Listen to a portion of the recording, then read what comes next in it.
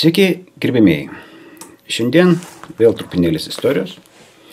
5 klasė.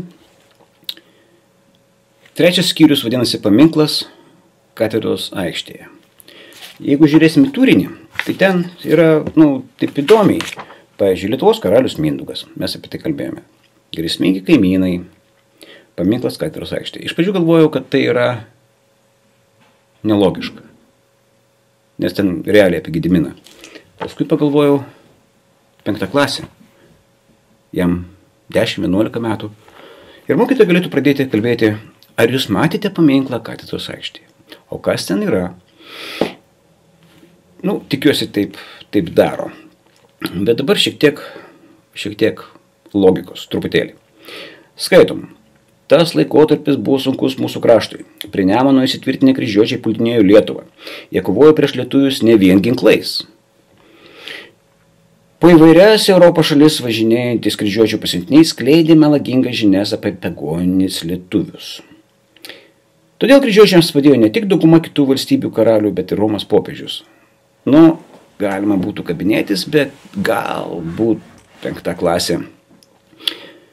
Žiūriu į patį vadovėlį, nes čia yra, pavyzdžiui, gražus piešinys per vidurį, bet jis eina kaip tik per 11. Ir kai aš jį žiūriu, aš jį biškį nematau kaip esminį veikėją, o jisai rašo tai, ką diktuoja mūsų karalius.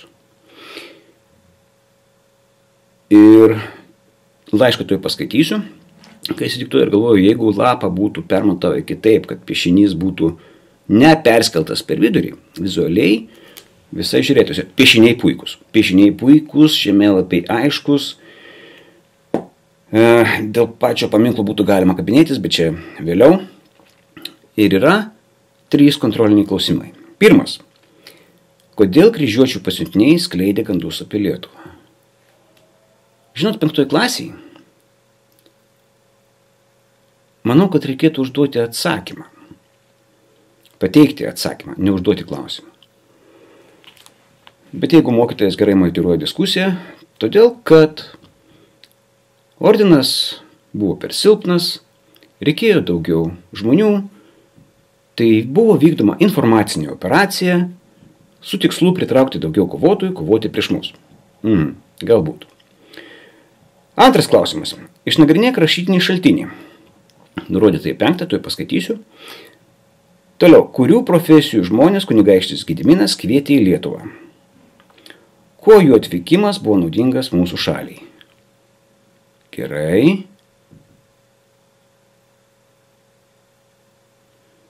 Gedimino laiškas. 1323 metai. Tarp kitko, mes kalendorių rašėm kitaip. Tai yra data ir metai.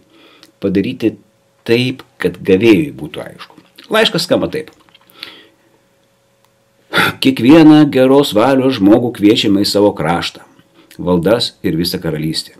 Riteriams, ginklanešiams, pirkliams, gydytojams, kalviam, raščiams, kupriams, kailiadirbiams, malūninkams, krautuvininkams ir kitiems amatininkams norime paskirti žemės kiekvienam pagal padėtį. Tie žemdirbiai, kurie norės atvykti, 10 metų te dirba mūsų žemę be mokesčio. Pirkliai te atvyksta ir išvyksta laisvai, be jokių rinkliavų ir muitų, be jokių kliučių. Duota, rašyta mūsų mieste Vilniuje, po gilių svarstymų 1323 viešpaties metais Šventojo Povilo apaštalo atsivertimo dieną. Tai, kai klausimas yra išnagrinėk šaltinį, ir šaltinis yra čia, jis yra labai paprastas. Bet pirmas, tai jau yra informacinės operacijos. Čia reikėtų vaikam paaiškinti. 3. Pasvarstykite, kodėl Pilėnų gynėjai, 3 kontrolinis klausimas. Pasvarstykite, kodėl Pilėnų gynėjai taip atkakliai priešinosi kryžiuočiams.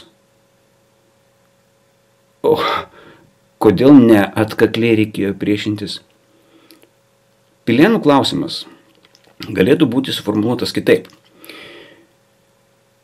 Kodėl jie visi žuvo, bet nepasidavė? Todėl, kad tai buvo pergalė. Nes viskas sudeginta, visi žudyti, pilis paimta, o grobio nėra.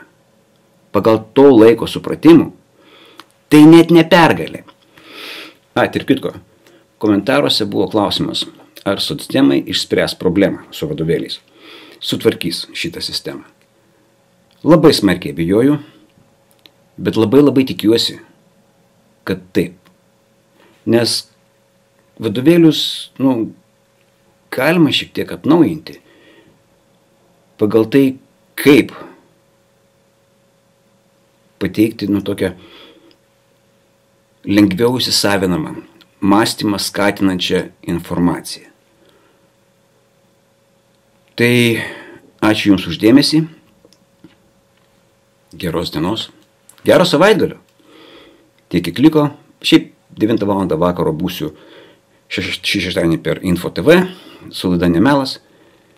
Ne pats populiariausias kanalas, manau, kad mano projektas nepadarys to, ką turėtų padaryti. Bet galbūt man pavyks visą tai paviešinti paskui čia, šitam kanale. Labai tikiuosi. Tai būkit sveiki.